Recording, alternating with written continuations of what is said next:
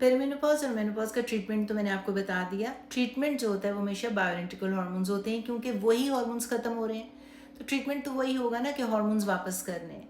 लेकिन उसके साथ जो बाकी चीज़ों पे आपने काम करना है, अपने स्ट्रेस के ऊपर, स्लीप के ऊपर, न्यूट्रिशन के ऊपर और एक्सरसाइज करनी है। एक्सरसाइज में तो आपने हमेशा weight lifting, weight training, walk करनी है, कार्डियोवेस्कुलर, हर खाने के बाद 15 मिनट वॉक कर लें या फिर दिन में 40 मिनट वॉक कर लें, और वेट ट्रेनिंग ज़रूर करनी है अपने मसल्स बनाने के लिए। आपको दुश्वारी हो रही है, लीन मसल मास आपका कम है, तो क्रिएटिन मोनोहाइड्रेट का पाउडर जो है खवातीन और बड़े बुजुर्ग खासतौर पे जिनकी डाइजेशन ऑफ प्रोटीन इतनी अच्छी नहीं होती है, जो लोग बहुत एक्सरसाइज कर रहे होते हैं बिफोर एंड आफ्टर वर्कआउट किसी भी टाइम पे, खवातीन 3 ग्राम, आदमी यूजली 5 ग्राम इस्तेमाल करते हैं, और जो बहुत ज़्यादा जिम जा रहे होते हैं वो 10 ग्राम भी इस्तेमाल कर सकते हैं। जो बॉडी बिल्डर्स होते हैं वो यूजली 30 ग्राम बिफोर या आफ्टर वर्कआउट इस्तेमाल करते हैं।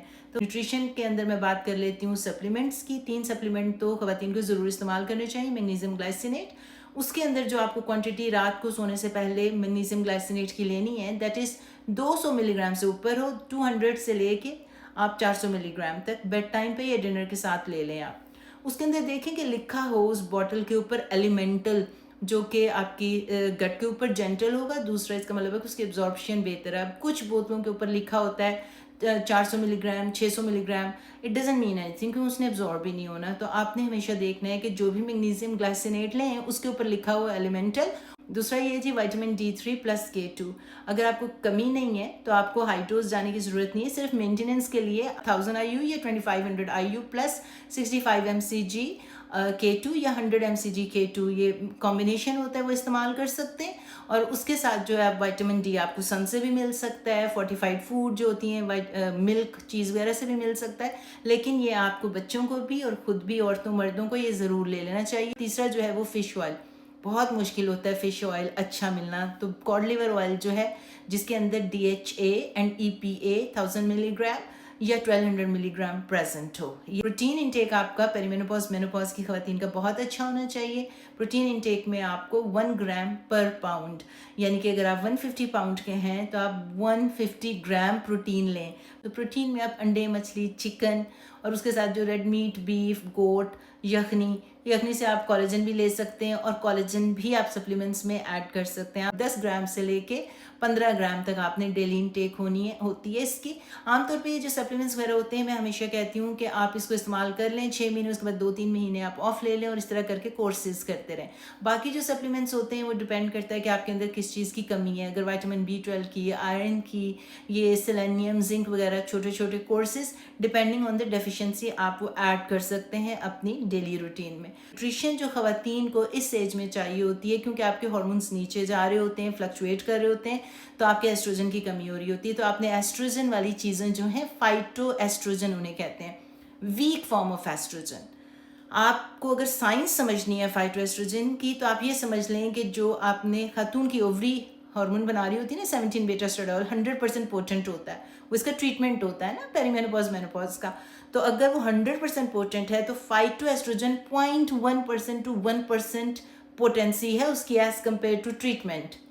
तो आपको इतना कम पोटेंसी में आप, और वो काम भी कर रहा होता है बेटा रिसेप्टर्स पे, कि जब 17 बेटा एस्ट्राडियोल जो खातून का ओवरी जो जब वो जवान होती है वो 100% पोटेंट भी होता है, और alpha beta receptor, jeep receptor पे, हर किस्म के रिसेप्टर्स पे काम कर रहा होता है। जबकि जो फूड से आप एस्ट्रोजन हासिल करते हैं वो मिमिक करते हैं, यानी कि आप कह लो कॉपी कर रहे होते हैं। तो आपको थोड़ा सा हेल्प करेंगे सिम्टम्स के साथ।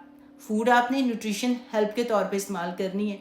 तो फाइटोएस्ट्रोजन आप हासिल कर सकते हैं सोए प्रोडक्ट से, जो बीन्स होते हैं, लेंटिल्स, चिकपीस, लोबिया की दाल, ये सारी चीज़ें जो होती हैं, एडमामे जो ग्रीन रंग के पीस होते हैं, उसका टोफू, टेम्पे, ये चीज़ें आपको हेल्प करेंगी। उसके साथ आप अनार, गुआवा, ग्रेप्स, रेड ग्रेप्स जो होते हैं, ये सारी चीज़ों का इंटेक ज़्यादा करते हैं। Flax seed, sesame seed, sunflower seed, walnuts, ये सारी चीज़ें भी फाइटोएस्ट्रोजन के साथ आती हैं, तो आपको हेल्प करेंगी।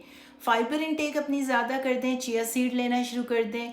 उसके साथ आप प्रीबायोटिक्स, प्रोबायोटिक्स, फर्मेंटेड फूड इस्तेमाल करना शुरू कर दें ताकि आपकी गट हेल्थ अच्छी रहे।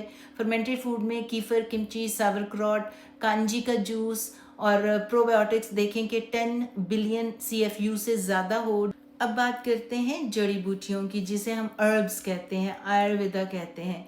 ये सारी जड़ी बूटियाँ जो होती हैं एडजंक्टिव थेरेपी में आती हैं। इनके पीछे बहुत बड़ी कोई ह्यूमन रिसर्च या साइंटिफिक डेटा प्रेजेंट नहीं है।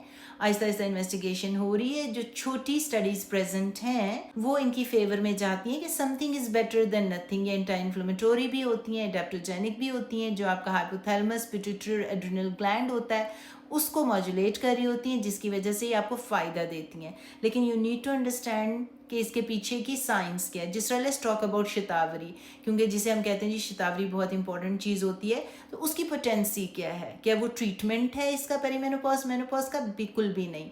देखिए मैंने आपको बताया कि जो जवान लड़की की ओवरी होती है 17 बीटा एस्ट्राडियोल बना रही होती है। जो वो 17 बीटा एस्ट्राडियोल 100% पोटेंट है, अल्फा बीटा रिसेप्टर्स हर किस्म के रिसेप्टर्स पे काम कर रहा है। इसी तरह E3 होता है जो एस्ट्रियोल होता है, वो सिर्फ 3% पोटेंट होता है एज कम्पेयर टू एस्ट्राडियोल। वो आपकी स्किन के बीटा रिसेप्टर्स पे काम कर रहा होता है।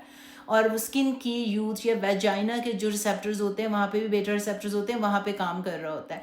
तो अगर आप शतावरी की बात करें तो वो मिलता जुलता है, नॉट विद एस्ट्राडियोल जो 100% पोटेंट जो ट्रीटमेंट है जो खतून के अंदर ख़त्म हो रहा होता है, बट वो अलाइन कर रहा होता है विद द एस्ट्रियोल, यानी कि 2-3% उसकी पोटेंसी होती है एज कम्पेयर टू एस्ट्राडियोल। तो वो आपको जब इतना कम पोटेंट है तो हेल्प तो करेगा, लेकिन अगर आप ये सोचें कि वो एस्ट्राडियोल को रिप्लेस करके BHRT की ट्रीटमेंट है, नो दैट्स टोटली रॉन्ग। इसकी वजह से आपको साइंस समझनी पड़ेगी कि एडजंक्टिव थेरेपी होती है, सप्लीमेंटेशन होती है, कॉम्प्लीमेंट करता है, something is better than nothing. जो लोग ट्रीटमेंट नहीं अफोर्ड कर सकते, डॉक्टर के पास नहीं जा सकते या बाय चॉइस ट्रीटमेंट नहीं लेना चाहते, सिर्फ जड़ी बूटियाँ या फिर कहते हैं कि बस हमने ऐसे ही रहना है, तो वो इन चीज़ों को ज़्यादा इस्तेमाल करते हैं। या जिनको नॉलेज नहीं होता समझते हैं कि शायद यही ट्रीटमेंट है। बहुत सी ऐसी अर्ब्स हैं जो ख़वातीन इस्तेमाल करती हैं और उनको सिम्टोमेटिक रिलीफ होता है, यानी कि चूँकि वो लो पोटेंसी में होती हैं ना एस्ट्रोजन के, तो इसकी वजह से आपको सिम्टम्स कम होते हैं। रिसेप्टर्स वो सिर्फ बेटा पे काम कर रही होती हैं। इसकी वजह से क्रॉनिक इलनेस जो आने वाली 20-30 साल में अल्जाइमर डिजीज़ है, न्यूरो डिजेनरेटिव डिजीज़ हैं, बोन की रिपेयर है, बोन की रीमॉडलिंग है, उसमें वो अर्ब्स काम नहीं करती। तो अगर अर्ब्स नहीं काम करना होता तो फिर ट्रीटमेंट्स क्यों हम लेकर आते? तो अर्ब्स में आ जाता है जी शतावरी, जैसे मैंने आपको बताया, अश्वगंधा जो आपके स्ट्रेस को रिलीव करेगा। शतावरी जो है वो आपके पीरियड्स को रेगुलेट कर सकता है, आपके मूड को स्टेबलाइज कर सकता है। वो किसी भी कॉम्बिनेशन में इस्तेमाल कर सकते हैं या अकेले इस्तेमाल कर सकते हैं। वाइटेक्स होता है जो कि प्रोजेस्ट्रॉन कम हो रहा होता है पेरीमेनोपॉज के अंदर, तो इसकी वजह से वाइटेक्स जो है वो भी आपकी एंग्जाइटी डिप्रेशन को थोड़ा कम कर सकता है, साथ प्रोजेस्ट्रॉन की कमी को कम करेगा, तो पीरियड को रेगुलेट कर सकता है। उसके साथ जो है आप प्रिमरोज ऑयल का कितना नाम सुनते हैं, पेरीमेनोपॉज में वो इस्तेमाल होता है ब्रेस्ट टेंडरनेस के लिए, हॉट फ्लैशेस वगैरह के लिए। उससे भी ज़्यादा जो ब्लैक कोहोश होता है वो इस्तेमाल होता है क्योंकि सेरोटोनिन और डोपामीन के रिसेप्टर्स को मॉड्यूलेट करता है, तो इसकी वजह से वो मूड स्टेबलाइज करते हैं। एंग्जाइटी डिप्रेशन या जो आपके हॉट फ्लैशेस हो रहे होते हैं उनमें भी इस्तेमाल हो रहा होता है। तो ये सारी अर्ब सप्लीमेंट जो होती हैं डिफरेंट रिसेप्टर्स पे कम एस्ट्रोजेनिक एक्टिविटी के साथ या सिर्फ एडेप्टोजेनिक होती हैं, क्योंकि कॉर्टिसोल के लेवल को भी थोड़ा कम कर रहे होते हैं अश्वगंधा और या साथ शतावरी, तो आपके मूड को थोड़ा काम करते हैं, रिलैक्स करते हैं, हेल्प करते हैं। तो आपको ये समझने की बहुत ज़्यादा ज़रूरत है कि कौन से रिसेप्टर्स पे कैसे काम करती हैं अर्ब्स, और उसके बाद ये सिम्टोमेटिक रिलीफ करते हैं। सिम्टोम मतलब कि सिर्फ सिम्टम्स कम हो जाएंगे जब आप इस्तेमाल करना शुरू करेंगे, तो थोड़ा आपको नींद बेहतर आ जाएगी, मूड स्टेबलाइज हो जाएगा, हॉट फ्लैशेस कम हो जाएंगे या पीरियड थोड़े से रेगुलेट हो जाएंगे।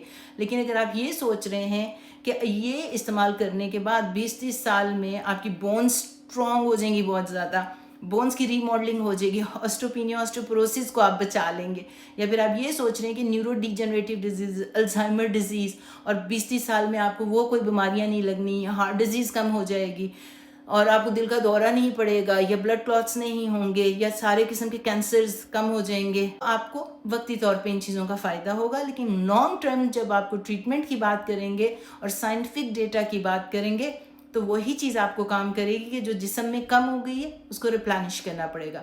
वो क्या चीज़ है जी? अगर आपके हार्मोन्स कम हुए तो वही नेचुरल हार्मोन्स जो अब बन गए हुए हैं, वो मोलेकुलर स्ट्रक्चर है वो एग्जैक्टली सेम है जो जवान लड़की की ओवरी बना रही है। वो 100% पोटेंट है और वो उन्हीं रिसेप्टर्स पे काम कर रहा है जिसके ऊपर जब जिस्म के अंदर पैदा हो रहा होता है। तो जिस तरह ह्यूमन फिजियोलॉजी खुदा ने बनाई हुई है, लाइफस्टाइल मॉडिफिकेशन के साथ ट्रीटमेंट लेते हैं। तो कोई भी ऐसी चीज़ जो आप साइंसी तहकीक के बाद ट्रीटमेंट लेते हैं और लाइफस्टाइल के ऊपर काम कर रहे होते हैं, लॉन्ग टर्म में आपकी हेल्प करती है।